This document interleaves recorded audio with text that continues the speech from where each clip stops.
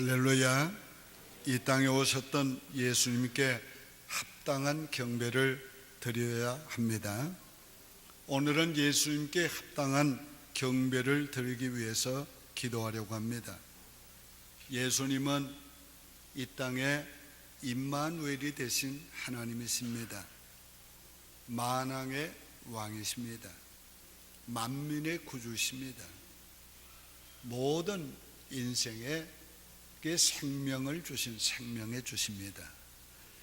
우리가 이 놀라운 예수님께 경배할 때에 합당한 경배를 드려야 합니다.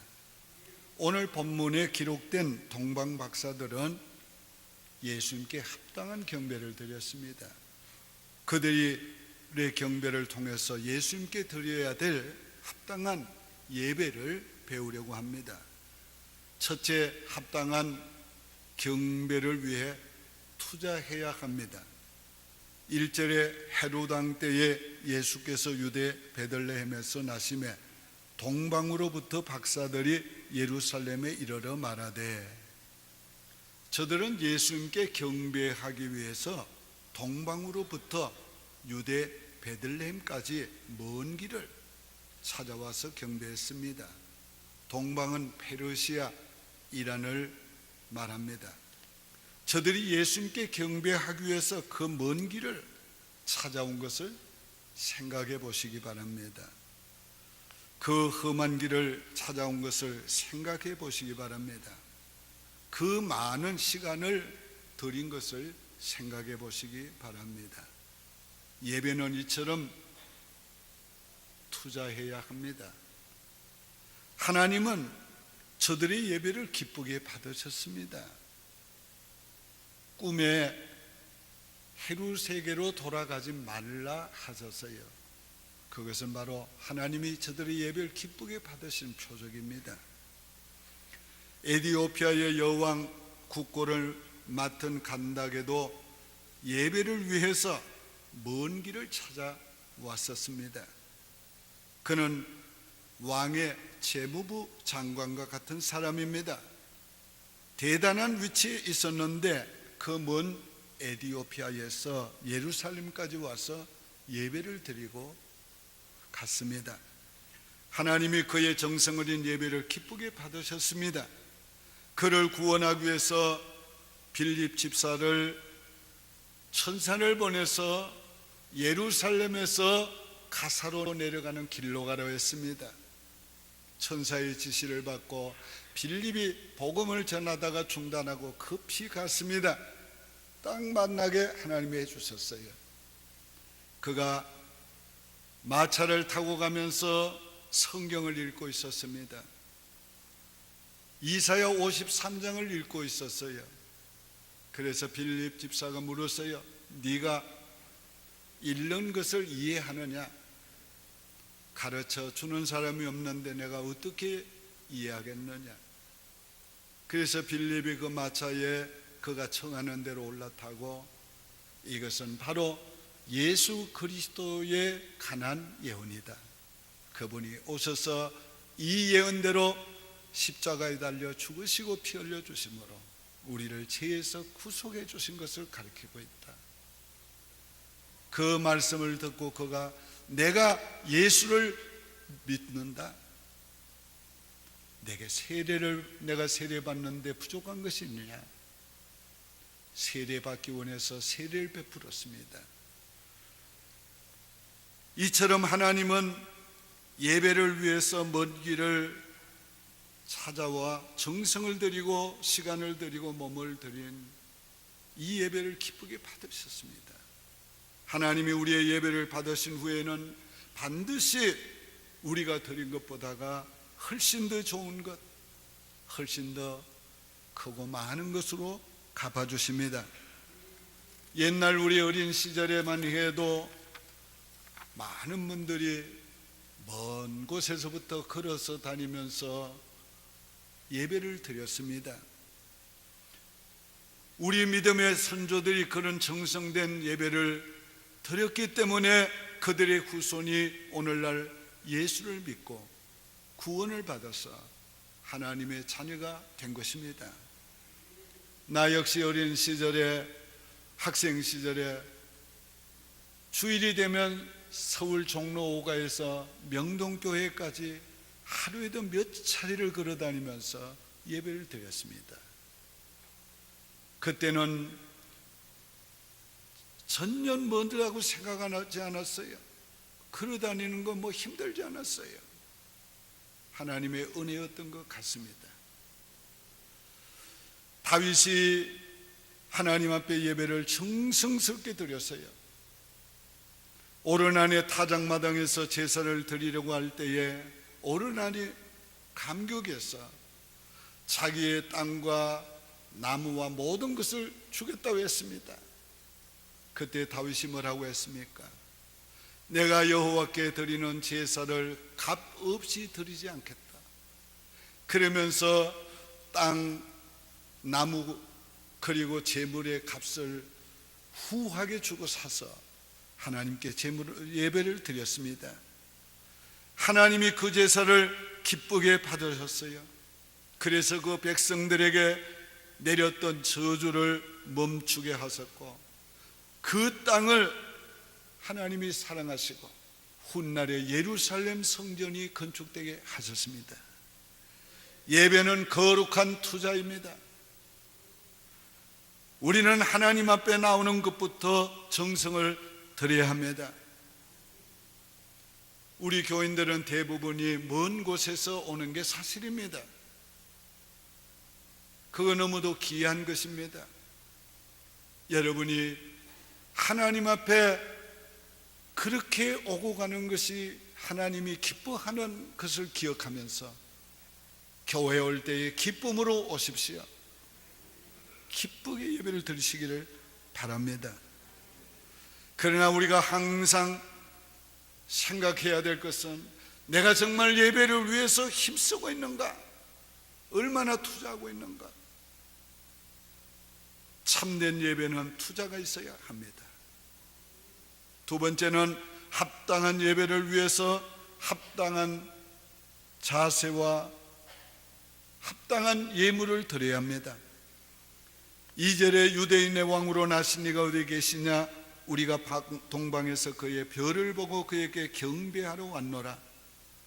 동방박사들은 그에게 경배하러 왔다고 그랬습니다. 경배는 말할 수 없는 존경심 때문에 엎드려 절하며 드린 것입니다. 그들이 말하는 유대인의 왕은 메시아 왕이었습니다. 그들이 유대인의 왕으로 나신 이가 어디 계시느냐고 물었을 때에 헤롯 왕은 대제사장과 서기관들을 불러서 물을 때에 유대인의 왕으로 나신 이가 어디 계시냐 그렇게 묻지 않고 그리스도가 어디서 나겠느냐 이렇게 물었어요. 왜? 유대인의 왕이 바로 그리스도라는 것이에요. 유대인의 왕으로 나실 이는 보통 왕이 아니라 메시아 왕이란 말이에요. 그분에게 합당한 경배를 드려야 합니다. 동방박사들은 별을 따라 베들레헴까지 가서 그 메시아 왕께 최대의 존경심을 드렸어요. 엎드려서 드렸습니다. 11절에 보면 집에 들어가 아기와 그의 어머니 마리아와 함께 있는 것을 보고 엎드려 아기께 경배하고 보배 합을 열어 황금과 유향과 모략을 예물로 드리니라. 경배는 이처럼 경외심을 가지고 드리는 거예요. 엎드려 드리는 거예요. 오늘 우리는 편안하게 앉아 예배를 드리지만은 우리 하나님께 드리는 예배의 자세가 발라야 돼요. 죄송하지만은 다리 꼬고 앉은 사람이 있으면 다리 펴세요.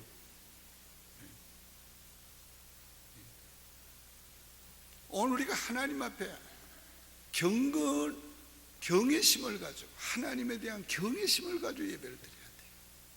그러기 위해서는 오늘 우리가 똑바른 자세를 가지고 주님께 예배를 드려야 돼요.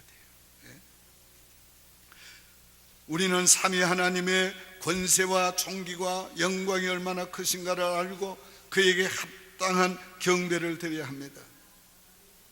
오늘날 하나님의 백성들이 어떻게 경배하고 있는가?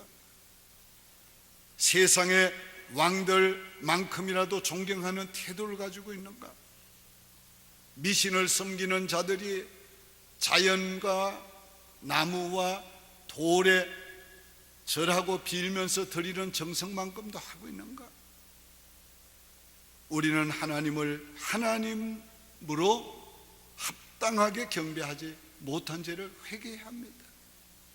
성령님께서 우리의 눈을 열어서 하나님의 그 위엄과 영광과 그 권세를 우리가 볼 수 있기를 바랍니다. 감히 천사도 얼굴을 들지 못하는, 바로 보지 못하는 그 영광스러움을 보기를 원합니다. 그에게 합당한 경배를 드려야 됩니다. 천상 예배를 보세요. 계시록 7장 10절 이하에 보면은 각 나라와 족속과 백성과 방언에서 아무도 능히 셀 수 없는 큰 무리가 나와 흰 옷을 입고 손에 종려가지를 들고 보좌 앞고 어린 양 앞에 서서 큰 소리로 외쳐가려되 구원하심이 보좌에 앉으신 우리 하나님과 어린 양에게 있도다 하고 외쳤어요. 이에 모든 천사가 보좌 앞에 엎드려 얼굴을 대고 하나님께 경배하여 이르되 아멘. 찬송과 영광과 지혜와 감사와 존귀와 권능과 힘이 우리 하나님께 세세토록 있을지어다. 아멘. 세세토록 있을지어다. 이것이 우리가 장차 천국에 가서 드릴 예배의 모습입니다. 우리는 천국에 가면 다 이렇게 예배하는 날이 올 겁니다. 그러나 여기에서 각 나라와 족속과 백성 중에서 여러분과 여기에 내가 포함되어 있다는 것을 우리가 생각해야 돼요. 그러면서 그런 예배를 드리기를 우리가 힘써야 합니다. 그리하여 우리 모두는 천국에서 이렇게 엎드려 경배하고 영광과 찬양을 돌리게 될 것을 생각하며 예배드려야 돼요. 우리가 천국 가기 이전이라도 이곳에서 미리 이런 예배를 드려야 합니다. 동방박사들이 한 경배가 그래서 중요한 것입니다. 미리 경배한 것이에요. 아직 예수님은 어린아기였어요. 왕으로 즉위한 게 아니었어요. 아직 예수님은 큰 권능과 기적을 행하신 것이 아니었어요. 아직 갓 태어난 어린아기, 그것도 왕실에서 태어난 것도 아니고 마국간에 태어나서 짐승의 밥통에 누워있는 어린아이, 보잘것없어 보이는 아기 예수님께 이렇게 경배했습니다. 우리 모두가 천국에 가면 합당한 경배를 당연히 드리게 될 것이에요. 그러나 지금 우리가 그렇게 마음을 가지고 경배해야 돼요. 미리 합당한 경배를 드려야 합니다. 자, 동방박사들이 예수님께 합당한 예물을 드리며 경배했어요. 황금과 유황과 모략을 드렸어요. 황금은 왕에게 드리는 예물이에요. 자, 유향은 대제사장에게 드리는 예물이에요. 종교적인 의식을 행할 때. 모략은 죽은 자의 시체에 발라서 썩지 않게 하는 예물이에요.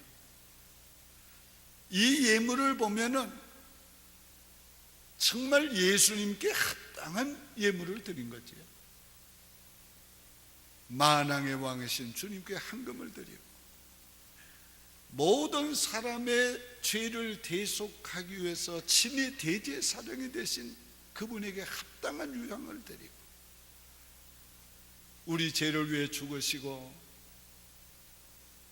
그리고 우리의 의를 위해 부활하신 그분에게 합당한 모략을 드린 겁니다. 동방박사들은 이처럼 우리 주님께 합당한 예물을 드리면서 경배했어요. 저들의 경배는 이사야 60장의 예언이 성취된 것이기도 합니다. 이사야 60장 4절에 서바 사람들은 금과 유향을 가지고 와서 여호와의 찬송을 전파할 것이라. 합당한 경배는 합당한 예물을 드려야 합니다. 우리의 왕이요 우리의 대제사장이요 우리의 구세주이신 예수님께 합당한 예물을 드려야 합니다. 물질뿐만 아니라 우리 중심에서 우러나오는 찬양과 사랑까지 드리는 합당한 예배를 드려야 합니다. 세 번째는 경배하는 것을 기뻐해야 합니다. 10절에 그들이 별을 보고 크게 기뻐하고 기뻐하더라. 경배는 주님을 만나는 것이기 때문에 기쁜 겁니다. 자, 저들은 이제 별이 멈춰서는 것을 보고서 그 집안에 들어가서 아기 예수님을 만날 걸 생각하고 기뻐하고 기뻐했어요. 한번 같이 해볼까요? 기뻐하고 기뻐하더라. 근데 그 앞에 또 더 붙어 있어요. 매우 크게 기뻐하고 기뻐하더라. 그건 안 따라해도 돼. 한 번만 해도 중심으로 하면 돼. 자, 예배는 하나님을 만나는 것이기 때문에 기뻐하는 거예요. 자, 경배는 주님이 받으시는 것이기 때문에 기뻐하는 겁니다. 경배는 주님이 받으신다는 믿음으로 드려야 하고, 경배한 후에는 주님이 받으신 것을 믿고 기뻐하면서 돌아가야 합니다. 동방 박사들의 경배를 하나님이 기쁘게 받으셨어요. 그들이 아기 예수님을 만나서 경배할 수 있던 것은 큰 기쁨이었고 그 자체가 기쁨이었어요. 그들이 경배한 후에 꿈에 하나님의 천사가 나타나서 다른 길로 고국으로 돌아가게 하신 것은 그들의 경배를 기쁘게 받으셨다는 증거예요. 이처럼 예배는 기쁜 것입니다. 합당한 예배를 드리는 자에게는 하나님을 만나는 기쁨, 하나님과 교제하는 기쁨, 하나님이 받으신 후에 받으시는 기쁨, 하나님이 받으신 후에 더 큰 은혜를 주시는 기쁨을 것이에요. 진정한 예배자만이 이 기쁨을 누리게 돼요. 가짜 예배자는, 형식적인 예배자는 이런 기쁨을 누리지 못해요. 오늘 오신 예수 그리스도를 기쁨으로 경배하고 여러분이 기쁨으로 돌아가시길 바랍니다.